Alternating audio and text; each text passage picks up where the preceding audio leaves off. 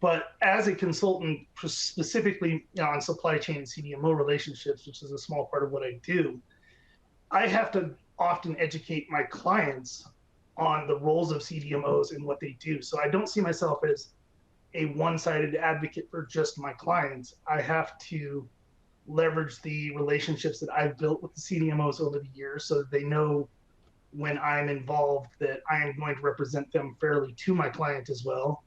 And I mean, worst case example, I had one client who thought, custom chiral synthesis was the same as going to AutoZone and buying Sparkbooks. No, it's not that simple. I had to educate them on setting specs and timelines, et cetera.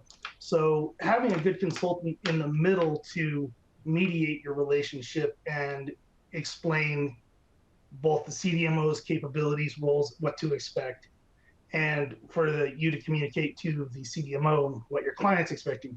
We've worked with clients as small as 2 employees and the #1 pharma company in the world, and everything in between. But most of our clients are smaller companies where they're hiring us as parts of their team, and we definitely appreciate that and want to be part of the team.